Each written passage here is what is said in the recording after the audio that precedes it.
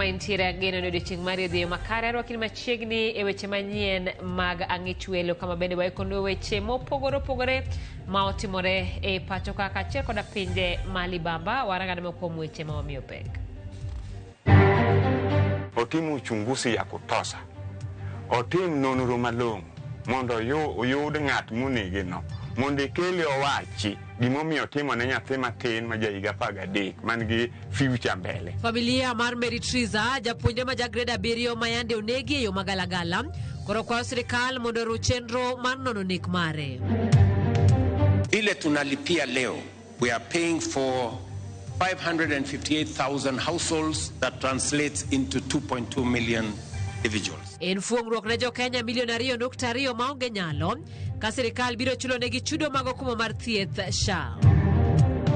Kwayo sirikal kaka jo junior school ni mondo gi review sessional paper 1 of 2024 makoro sani wacho ni sessional paper 1 of 2025 ma wacho ni HOI oningo beni mako gigi te from ECD to primary. Riwruok jopuonj mar Kupet bade ma Migori koro dwaro mondo skunde mag junior school ochung' kar kendgi.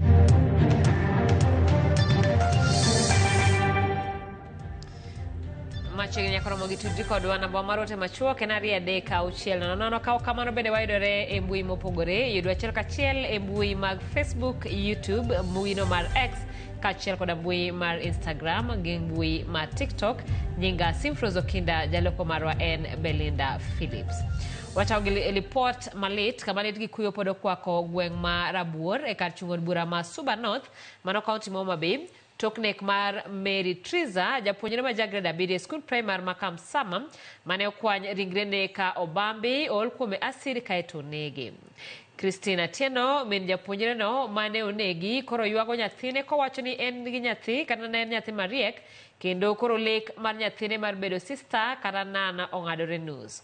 Okwayo sirikal mondo kas chenro mar timo nonro. Jose Duor nigi ler mathoth. Ni msichana wangu moja. Sijui nitapata mwingine wapi. Amenifanyia unyama. Edala gi Mary Triza japuonjre mane okwany ringrene ka obambi ol kuome acid kaito onege e gweng' ma Kamsama e kar chung'od bura ma Suba North e kaunti ma Homa Bay. Min Triza Christine Atieno ok nyal pando lit ma uwinje chunye tok nek mar nyathine. Owacho ni nek mar nyare podi oweye gi buok maduong'. Niko na uchungu moyoni. Vile mtoto alipotea sijagula. Singedhani mtoto angekufa hivi. Sidhani mtoto wangu angepotea. Sijui nitampata wapi. Sijui nitaanzia wapi. Mtoto ameenda. Won Mosenindo Triza bende ok nyal pando lit ma uwinje chunye ka ohum nono ni en ng'a mane nyalo nego nyathi matin no. Rembo buo kata ngimana anyini kare saya ng'ato nyalo nega. Nikech ka nyathi matin ma ok chwanyre gi ng'ato ma jalemo ma en gi paro mar bedo jadolo sister mar Catholic. Musiko kanisa kata weekend odhi e kanisa pile pile. Familia no paro nyathigi kaka nyako matin mane riek kendo ne ohero Nyasaye ka lek mare mar bedo sister kata nana koro ng'adore nus apoya nono. Ni mtoto clever, ni mtoto mwerevu. Mtoto alisema mama mimi nitakuwa surgeon. Nitasoma sister. Hayo yote yamekatikana. Ina ni nyathi achiel. Ene manyicho chal koda to ne en nyako. Nyocha en gi brain ma nyako tosa. Nyocha en ng'am nyathi man gi discipline, nyathi ma jadier, oko orewre. En nyathi mane Nyasaye odak e iye kanyalo wacho kamano. Nyocha gwelo mana kisungu gi lewe to grade 7. Gikwayo sirikal mondo kas chenro mar timo nonro mondo mak kendo tue jal mane otimo tim maundu mar nego nyathigi. Sirikal kaka en sirikal no otim uchunguzi ya kutosha.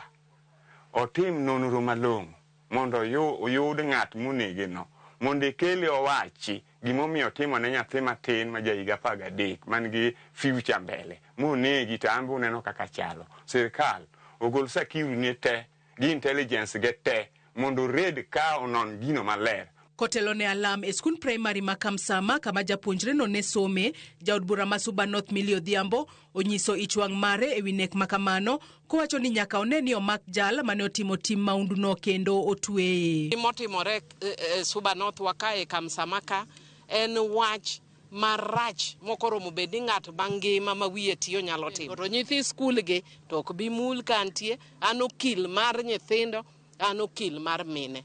Ka gini otimore, wadwa dil gi ng'ani nyaka mwisho.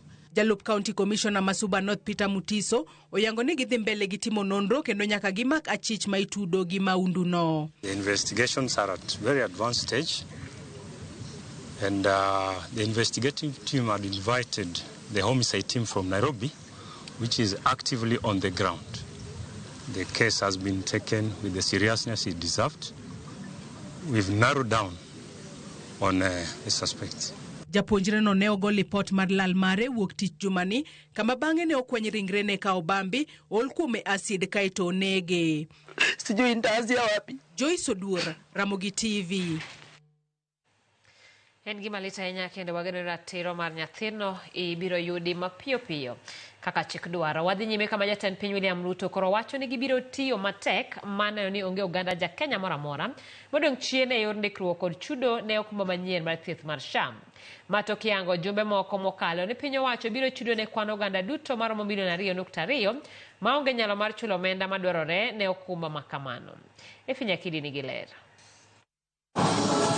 En romo mane okelo kanyakla Uganda, jood bura, governors, kaachiel kod jokanyo mopogore opogore e sekta mar thieth.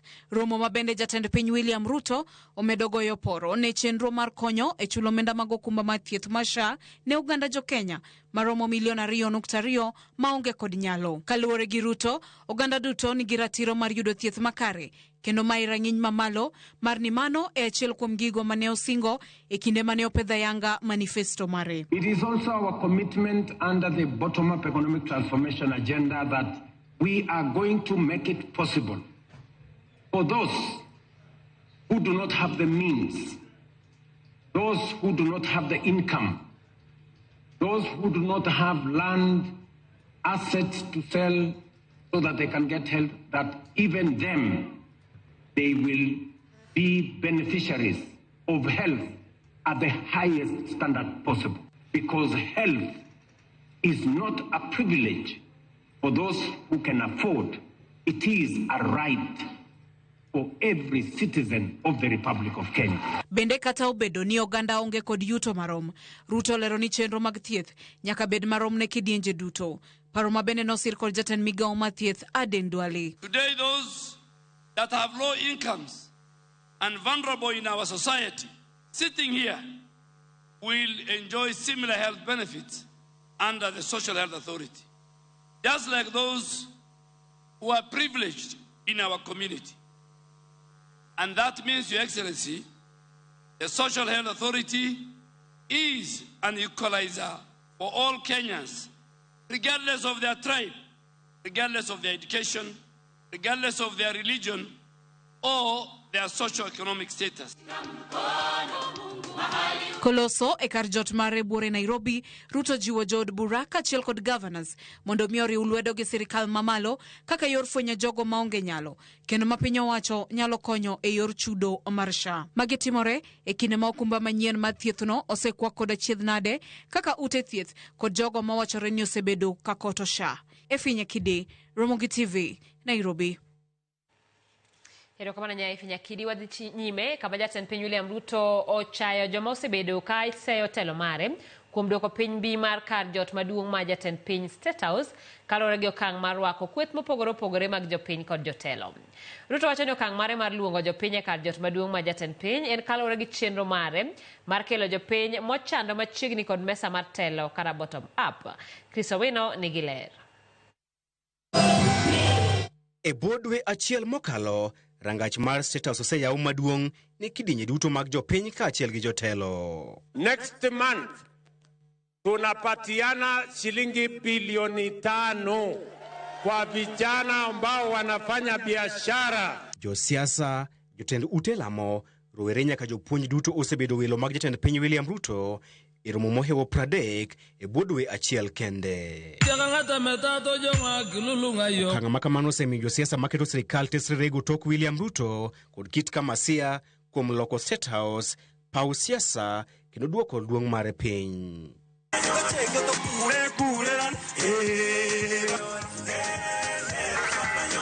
E duoko mare, Ruto wacho ni okang' mare mar yawo rangach mar State House ne jopiny duto en keto e tim singo mane omiyo jo Kenya mar ting'o malo jopiny mochando kendo ketogi e mesa achiel gi ruodhi. Ni kwamba wale hawajui maana ya bottom up. Bottom up ni kwamba wale walio chini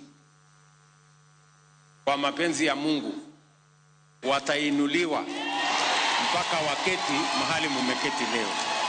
Na ukiketi na Wakenya kutoka chini zaidi, inamaanisha umefikisha ile ahadi ambayo ulisema tutatoka chini kule bottom tukikuja up. Chieng' tich abich juma mokalo, Ruto ne oromo kod jotelo mauok e kaunti ma Murang'a, romo ma ogaye mar DCP Rigathi Gachagua, lieko ne omi jotelo mane oyore romo makamano shillings 5,000 moro ka moro. E chak dwe mar 9 higani, Ruto ne oromo kod rowere maromo 15,000 ma wuok e kuonde chung' od bura 17 e kaunti ma Nairobi, kendo chiwo negi gik ohala e nengo maromo $1,500,000. Na kuna wale nasikia wanasema ati watu wa chini wasikuje hapa State House. Ati State House ni nyumba ya wadosi na wale ambao wanakuja na gari kubwa kubwa. Lakini we thank you, Your Excellency, kwa sababu umefungua milango ya hii State House kuifanya nyumba ya Wakenya wote kuingia na kujisikia kwamba wao pia ni Wakenya. Kaluwore gi Ruto, joma kwedo okang' mare mar rwako jopiny e State House gin jomoko ng'iyo kod neno jomochando machiegni kod joma nigi nyalo. Mimi naelewa kwamba kuna watu wamezoea Kenya ya ubaguzi. Kenya ambayo ni ya wachache. Lakini tunawaambia Kenya is transforming. Kenya is changing. We are having a paradigm shift. And that is why every citizen of the Republic of Kenya matters. Ng'uro osebete ni sirikal tiyo gi omena mathoth e bago romo ma kamago e kinde ma skunde mag piny owacho to pok oyudo omena mag siro weche mag somo. Chris Owino, Ramogi TV, Nairobi. Gavana ma Homa Bay Gladys Wanga osiemo jogo ma olop dhogi ndong' ne bedo jatend piny Kenya nigi ikre mar rakruok mapek gi jatend piny William Ruto. Wanga wacho ni riwruok mar jatend piny William Ruto gi ogaye mar ODM Raila Odinga biro kelo auka yamo mapek mar siasa e yiero mabiro ka jogo madwa chung' nyaka bed gi ikruok makare. Wanga ne loso e kaunti ma Kisumu e kinde romo mar kanyakla mar mine motisini nyinam makelo kanyakla mine ma jotelo mawuok Kaluo. Na mimi nasikia watu wanatembea wanasema sijui baba ni mzee, sijui baba aende nyumbani, sijui baba afanye nini, sijui Ruto afanye nini. Mimi nataka kuwaelezea, watashangaa kwa sababu baba akishikana na Ruto, ile vumbi wataona ni vumbi ambayo hawajawahi kufanya nini kuona. Kaita winjo jomoko kabiro ira to wacho ni Nyawang'aya maweche dhi maber rachni unda kudhie maandamano. Angiso gi ni gimbe gin gi tiende gi gitimre nade gidhi. Koso unu neno nang'o? Giwacho ni Nyawang'aya magik moko richo malichni daku wuo. Gimbe gin gi dhog gi gitimre nade giwuo. Nikech adieri mar wach en odiochieng' mwabro ting'e tiendwa samoro unu paro ni giwuoyo ni President Ruto emok gidwar. Wan emok gidwarwa kaka oganda. Wan emwachando chunygi. Emomiyo ineno ka sa asaya dongruok obiro thurwa ka. To social media opong' ni President osiko mana Homa Bay, President kia osiko Siaya, kia President osiko Kisumu. To ka President odhi Kajiado, ng'ama wuoyo bentie? Ka President of the West Pokot, ng'ama wuoyo bentie? Tiende ni chieng' mwating'a tiendwa ni wawuok, to gimbe gitimore nade? Jaod bura ma Kiaru Ndidi Nyoro onyiso piny owacho mondo tiek ng'anyo mar jopuonj mag mbalariany kuom chopo singo mar keto e tim winjruok mar 2017 mar medogi osara. Nyoro dok ne jopuonje mag mbalariany ka olero ni en adier ni osara ma ichulogi ni piny moloyo ka ipimo kod lony kaachiel gi tich ma gitimo, omiyo sirkal onego medgi osara. E komachielo, Nyoro go debe ne omenda mar NGCDF kuom kelo dongruok e gwenge ma pacho kae kaachiel gi konyo jopuonjre mawuok e anyuola mochando e chopo lekgi mag somo.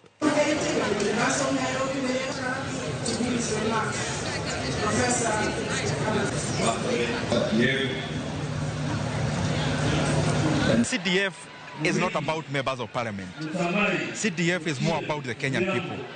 And from where I stand as a member of parliament for Kiharu, I have seen what the father has done in terms of transforming our education standards in Kiharu, in terms of infrastructure.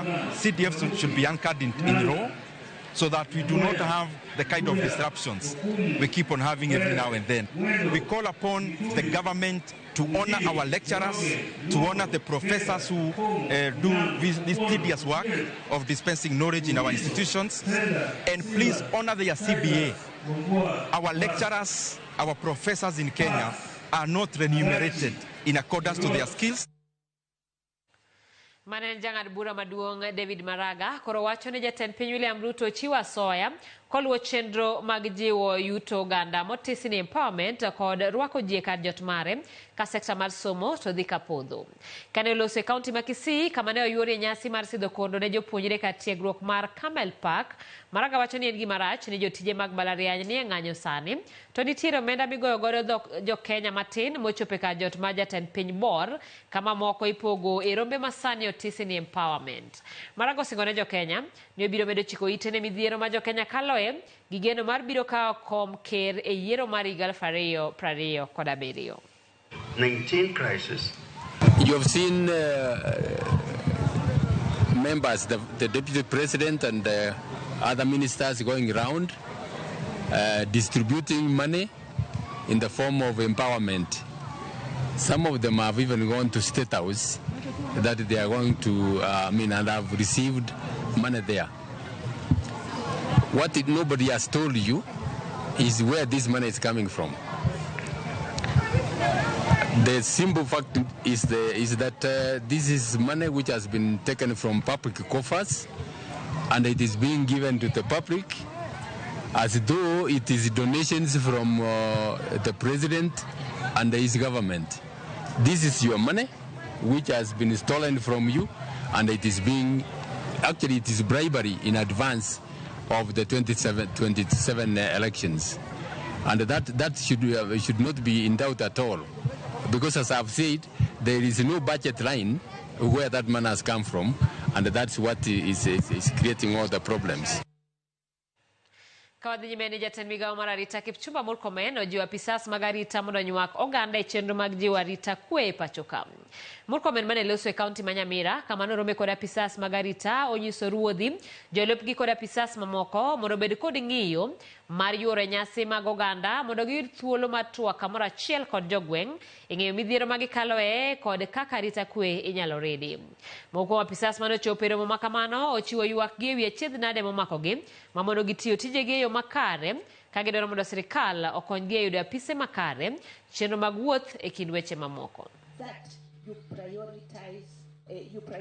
In your security meetings, involve mtu ya boda boda, involve matatu association, involve student leaders, involve mama mboga, call them for meetings. Kama mnaona mambo ya boda boda imewasumbua, ita officials yao, mwambie ndugu zangu, tungeweza fanya hii kazi namna gani. Community policing is a daily.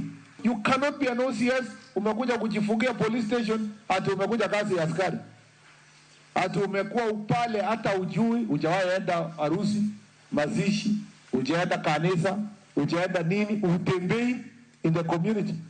You don't even know people. You don't even know who is the key strategic persons in your community. Let the government consider us and build for us officers which are representable and they represent the face of the government. Mobility. You find that in that area of SSA division, there's only one vehicle flying in that area. And the vehicle itself ni ile tumekuwa issued now kama wati has to. Unakuta the station that is near to me, Manga Police Station, sijini miaka miwili sasa hiyo Manga Police Station hakuna gari.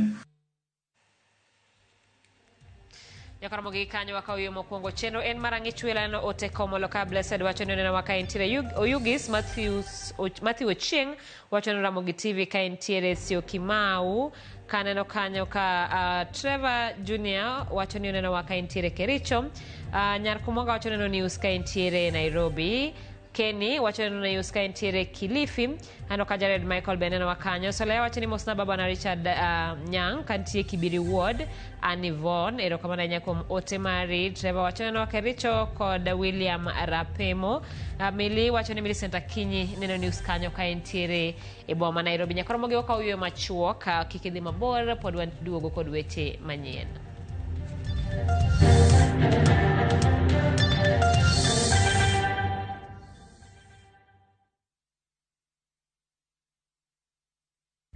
Saa zingine mambo kupata bila plan. Gas ndio imeisha, landlord akuache upumue, mtoto ni mgonjwa na bado ni mid-month. Usijibox kwa noma. Piga *531# and sort your emergencies with my Mobi Civil Servant Loan. Iwe usiku au mchana. Kama wewe ni civil servant, sasa uko sorted. Dial *531# and get up to 20,000 shillings and pay from your next payslip. No paperwork, no guarantors, no drama. Ni wewe tu na simu yako. Register now and see your limit in seconds. Built for Kenyan civil servants. My Mobi. Iko sorted.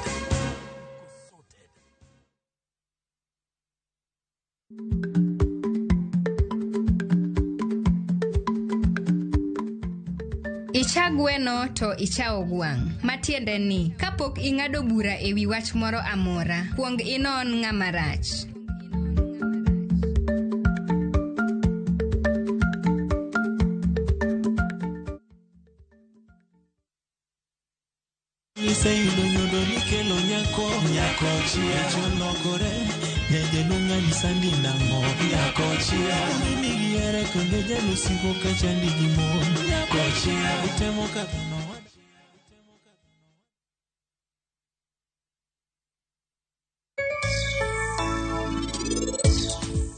Sanju, ininyalo golo net mania wangino. Atemo wacho ni an naseneno kaka ichal, to donge wan bende wasetieko wach arus. Ah? Ma en pari.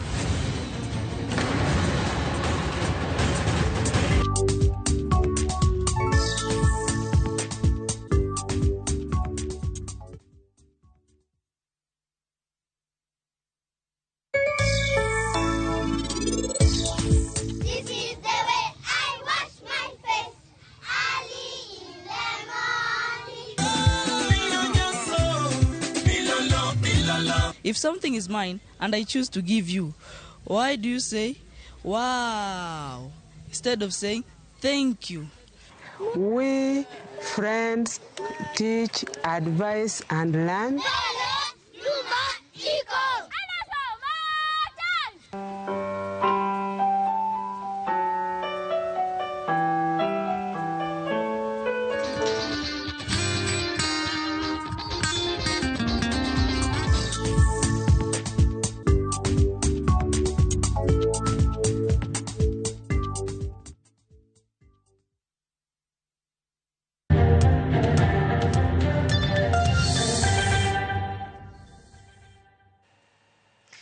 Machigni Kenya Karamogi giko neto migao mateko tieko chenro mar kawo pach jopiny sub counties mabondo Usigu kod Rarieda ewi gedo mateko stima motisini nuclear energy migeto ger e county ma Siaya.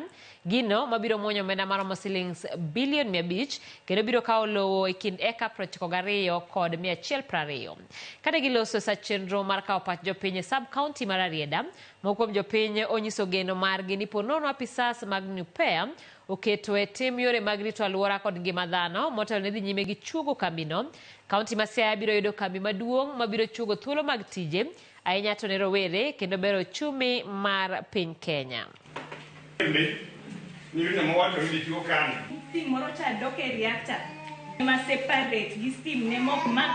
Wayie kendo wagomba ni gini karen mna gimo onego bed ni chako ger nyoro makoleo kakoleo to nego bed abeda ni kiny gokinyi tichako gidka kokalo kuom puonj momiwa wan gadier ni gini dhi kelonwa ber mang'eny.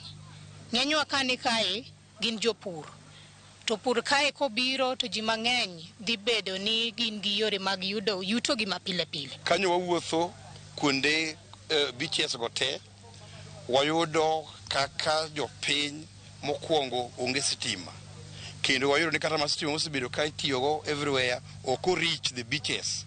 Beaches te kata mwuothe go te onge manegi the cooling plants. Rech kethore kendo jopiny owacho matek kaka gisando nikech sitima onge. Kone wagombo mondo mi capacity wa sitima mar Kenya ka mondo medre, mondo mi fishing technology and fishing programs odhi mbele gine ki kethre. Jopiny oyie kendo girwako bakwa mabe walemo mondo gino bika. Kuonde aboro gite nwadho baka kuonde moro achiel ni alternative. Koro kwa mabe wata walemo kendo wago chongwa piny ni gini wabiro wador maka. Wadhi nyime gi weche manyien kama riwruok mar jopuonje sekondar mano Kenya Union of Post Primary Education mano kupete bade ma Migori ko jopuonj mag junior school e county no dwaro mondo piny owacho ket skunde mag JS ochung kar kendgi ma ok nyuangi kod primary ka giywago san mawuok kuom boards mar primary kod jotend skunde mag primary masani tayo junior sekondar. Jafwambo marwa e county ma Migori Jojuma nigi ler mathoth.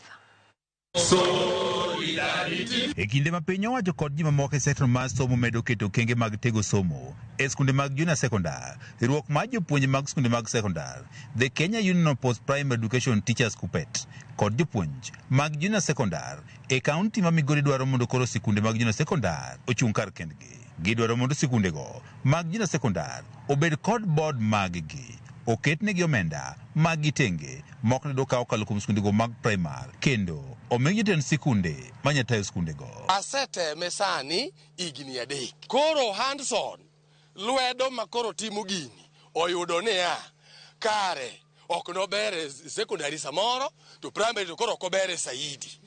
Gima koro bergo achungra kenda. Omiyo sani wawacho gi dwol achiel ni junior secondary nyaka chung kende. Koro gik manyaka sirikal kaw board manyien manigi qualification moromo mondo ta weche mag dongruok mag junior secondary. Challenges mang'eny magin gogi nyalo bedo sorted out maber komigi their own administrative structure. Jopuonje mag junior secondary county ma Migori gi ka otele kod Bolifo Odhiambo wachne gi yudo sand ka kuom board kod jotend sikunde mathoth mag primary masano telonegi. Sirikal oro pesa mang'eny monego bed ni chung'ne weche mag sipode e secondary mar junior to gi primary. Ka pesa orne ja junior mondo bige sipot, ok wadwa neno ja primary machak donje pesa no miyo weche mag sipot ok dhi maber. Wadwaro ni wachung kendwa ka un gi jo board ma ok ong'eyo gigo mag secondary monego omi gigo mag secondary. Gini osekelonwa chandruok. Iyudo ka japuonj ondiko maber ni owinjo miye chemicals machalo kama, owinjo ger laboratory kamitime somo mag nonro, to jo board nikech ok gin gi lony moromo e weche mag secondary biro wacho ni pesa mondo ochiel godo sikul, pesa mondo owir godo rangi. Ibro yudo ni seche ma onego bed ni ja junior tiyo gi program machielo mane sama ja primary bendo wuok ndimo program. Jopuonj mag junior secondary wacho ni ywaruok mapek osebedo e kindgi kod jotend sikunde mag primary kaachiel kod board masano telonegi, ywaruok ma ikelo kod gigo mopogore opogore ma oting'o pogruok e rang'iny mar tiegruok e kind jopuonjego mag junior secondary kod mago mag primary. And if the government feels that we cannot manage on our own as JS teachers, they need to get us high school teachers to come and be the administrators in our institution. Show us the direction. We are not going to stagnate anywhere. Give us a way that when we are from this place, we are going to the other step. Not that we are just there.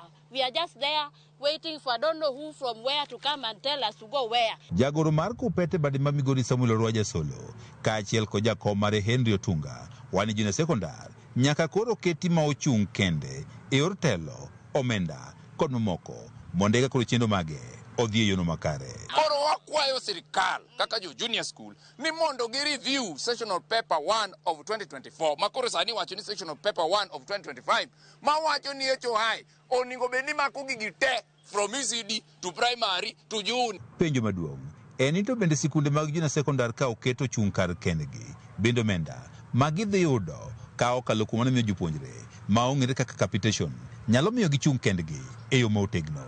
Capitation sirikal at the moment okete at 15,000 per student e junior school. Mano ok rom. To kata kamano, mathin magichako go no oningo bed managed maber e weche mag junior school. George Juma, Ramogi TV, Migori. Ero kamanenya George Juma, penjo maduong' kanyo mar ni poni skunde mag JS ochung' kar kendgi kaloro koda dwaro makamano, nengo mar tayo skunde makamano donge nyalo biro medo idho kaloro ni gie thuolo ni sirikal ok nyal kata golo chudo duto ma ewi nyathi ka nyathi mar siro somo. En gima bende wabiro ng'eyo mbele kanyo nyakoro mogi wadhi nyime koda weche manyien kama gavana ma Siaya James Orengo gikone ogolo duonde ewi jochiw thieth ma Nyawawa mayande ochungie tich e kaunti ma Siaya.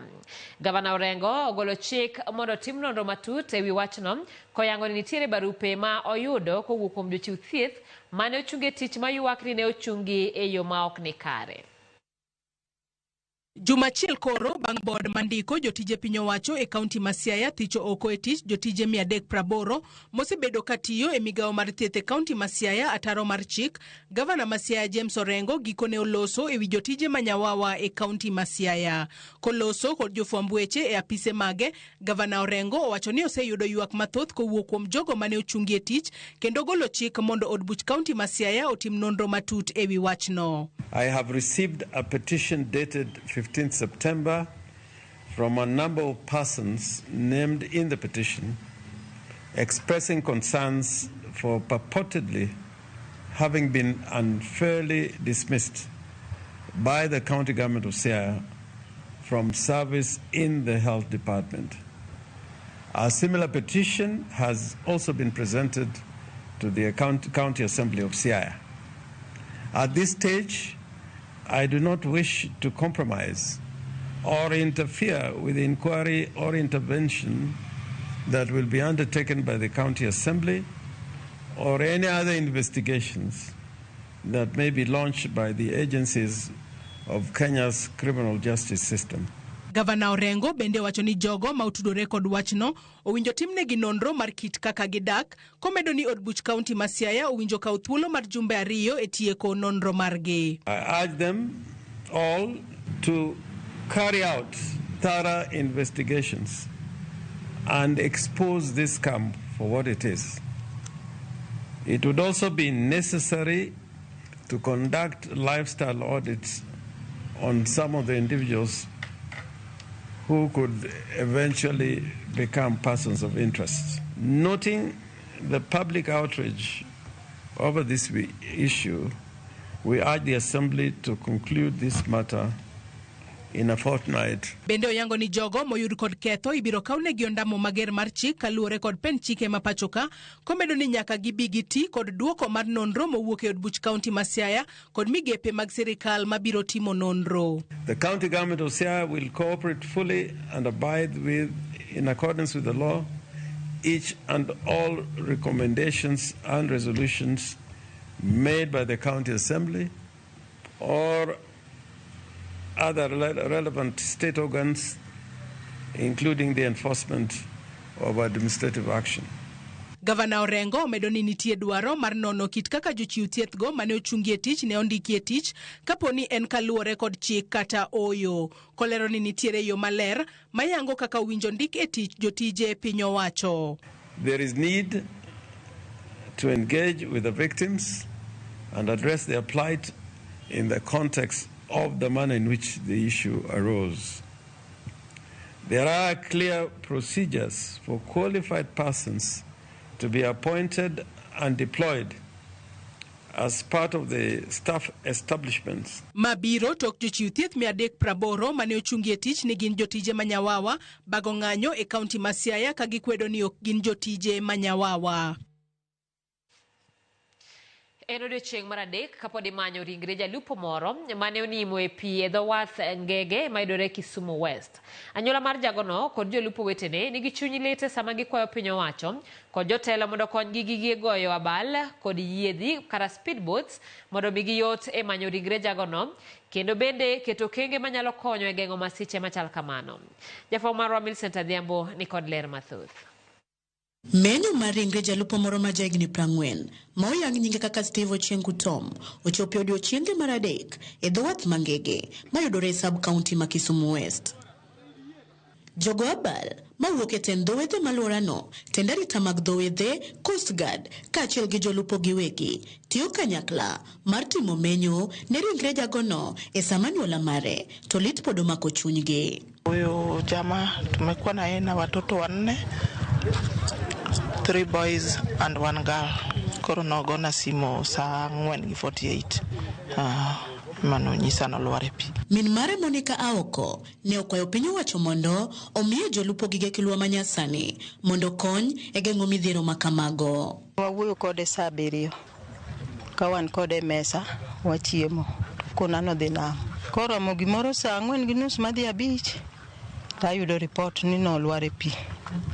Koro en kuyo ni an kaka min nyathi. Jolupo wetene korka korgi to ne oywago onge mag lep go abal kata life jackets kod yiedhi speedboats moromo. Gino magikoni osemiyo menyo margi pok odhi nyime kaka ne giparo ka gikwayo piny owacho mondo konygi yudo life jackets kod speedboats mondo giyud fuong'ruok. Seche ma chalo kamagi to wan gi kuyo mar ywago achiel kuom jolupo wadwa ma otieno ma piny orugo nyoro kuom hawi marach kaluwore gi kit yamo manyo ywak nyo okier ma olware pi. Sani mondo mi ang' wachop kama wadwa chuka manyo bodi olware idhi kao time mondo mi wachop kuro. Koro wakwayo sirikal marwa ma Kisumu County ma Mr. Anyang' Nyong'o wakwaye kuom ng'wono mare ni oyie okonye Ngege BMU ma en kama duong' kendo en kambi mondiko ji mang'eny. Jakom dho wadhno oyango ni dho wedhe mayudore e Kisumu West osewito ji 3 e thuolo machuok mokalo e masiche mopogore e nam. Wach mowacho ni chuno mondo koro sirikal oket yore makare mag ritruok e kinde kilwa. Sida makelo magi en ni jolupo ok nyal afford life jackets. Koro ka sirikal nyalo biro gi measures manyalo konyowa mondo wabed gi these life jackets magi nyalo dhigo nam tapani nyalo bedo better. Jaked ne ratich oganda e alworano to ne osiemo wang' jolupo mondo owedhi e kilwa ka gimer kaka achiel kuom yore mag geng'o masiche ma kamago. Life jacket okiting'o ne jo Coast Guard kata jo fisheries. Ting' life jacket no to rwake sami donje e pi mondo kapo nono ni lwar to ung'e ni utiyo gi injin. Jowadu dipoko kwanyi kapok inimo. Bende okwayo jotelo moyier kod migawo mochung' ne dongruok mag dho wedhe mondo donjre wachno ochwal sir kod kony madwarore kowacho ni masira makama dwaro omenda kod lony moromo. Mondo mi jotendwa kochakore gi MCA, MP gi jotelo mamoko mwaneno ga kaluorore biro kama kendo chiwo kony makende ne jogo madwa dhi menyo kaka jongege BMU. Payo ni Beach Management Unit Network manitiere within Kisumu West Sub County sama kama onego bedni dho wedhe go duto nywako dho wath Ngege BMU ka gidhi menyo. E sama menyo mar ringre Steve Ochieng dhi nyime, anyuola mare kod jolupo wetene pod omako geno ni gibiro yudo ringrene kendo yudo konyruok ni piny owacho biro winjo ywakgi kendo keto kenge mag geng'o masiche manyalo biro e kinde manyime. Millicent Adhiambo, Ramogi TV, Ngege, Kisumu County. Mokuom johala e kaunti ma Mombasa koro seyo od bura mar Senate kuom bago twak mar chugo chike mag temo gayo ohand ndawa kaachiel kod tiyo kode midendo ni Tobacco Control Amendment Bill ma ok onywando pachgi. Johala go koni chikno kokadhe kaka gidwaro no to biro hinyogi to chutho ni mar jogo maloko ohand ndawa kata mwandu ma iloso gi ndawa biro dwaro ni gibed gi lesen moyiedhi gino mageto medo kwan osuru magichulo. Paro mar chikno bende chwale od bura mar Senate gi Seneta mogwel Catherine Muma mabende geto gayo wach pur mar ndawa, loko ohand ndawa, lendo mag ndawa kaachiel kod kata tiyo kode. The bill was not introduced to the public. The public participation was not done. We, the business owners, we were not involved in it. The second thing, they proposed that the licensing to have a special license on tobacco sellers. it will be very high for common mwananchi. Yes, we know cigarette is harmful to our health, and we have come, or the tobacco companies, they have come with a way on how to reduce the tobacco. But now what they are doing is to kill the industry itself. We need the public participation to be brought down to us, to be done in every county, at least for us also to give our own input. Mswada huu una mapendekezo yanayolenga kuua biashara zetu. Ndani yake unapendekeza kupiga marufuku ladha katika bidhaa za nikotini. Hatua hii itawahamasisha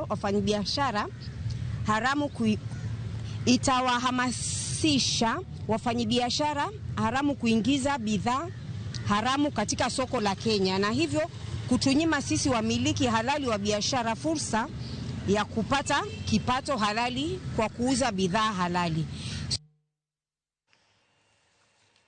Yakoromogi kanya wadon mun mwaka uyo machelo chenro en marangi chwelo nyara kumwanga wacho ne mosne mama Gilona Ogola gibaba gi Jojo Gola Adwanda kagen migwena Gombe School ero kamano ainya Paul wacho ni mosna mama Aliso Kala kani aero Kakola Kochogo aero Ward kod nyaminwa Queen ero kamano ainya Ote Mario Chopo kanya no kanyo kabende John Wakia wacho ni oneno weche manyien mag angichwelo kaentiere Homa Bay.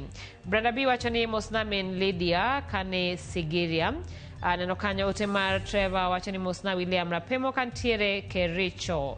Yakoromogi mago Ote mamolo kanyo achiel kachiel kowuok e mbuino mar TikTok wakawiyo machielo pod waduoko da weche mag tuke kikidhi mabor.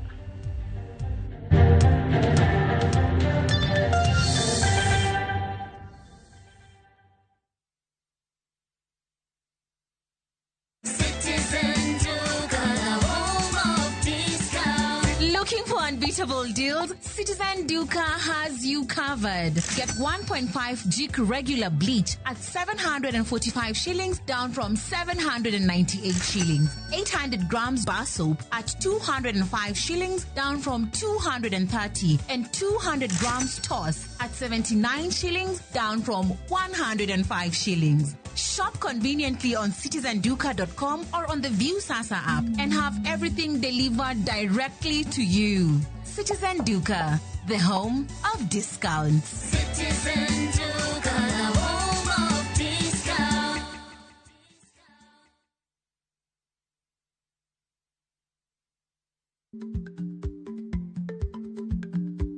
Chako chon loyo dhi kajuoga.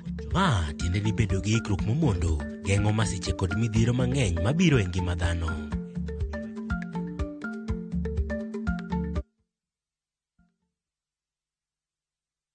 Saa zingine mambo kupata bila plan. Gas ndio imeisha, landlord akuache upumue, mtoto ni mgonjwa na bado ni mid-month. Usijibox kwa noma.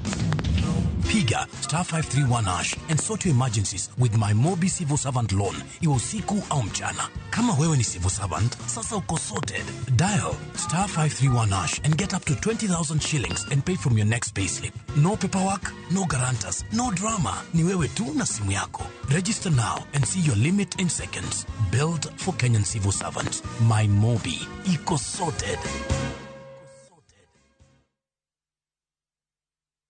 Introducing Wigo, your trusted ride. The ride with the most reliable, verified, efficient and transparent drivers. With fabulous cashback incentives for passengers, each trip on Wigo feels like an upgrade. Download Wigo from Play Store or App Store or SMS Wigo to 20425 and ride with confidence. Wigo, let's go.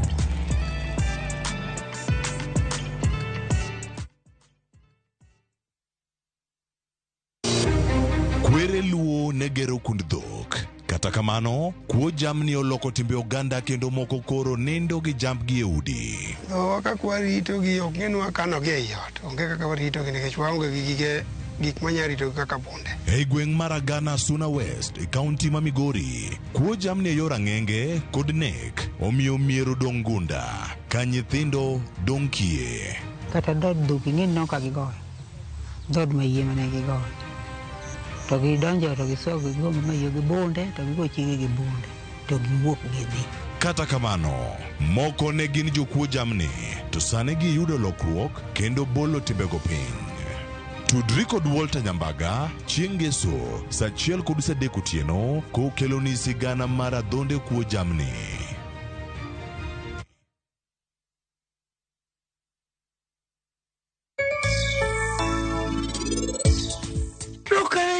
Jealous, machalo barat kap. Nyisa pio kapo ka explode. Awinjo liet. To koyo bindo. Kaka gopi rachcha, iwe na kiei. Idhi ketho gini gi duond maleyo ka gine. Onge gima ketho donge. You are the children of my father. Mano enore gi nyar kache. Adhi bedo wendo nga. Mano to koro mamwa gi babwa. That's an issue. Buy Smarter Bundle today. Dial *544# or use my Airtel app. Na bado tuna grow. Asanteni wa Kenya.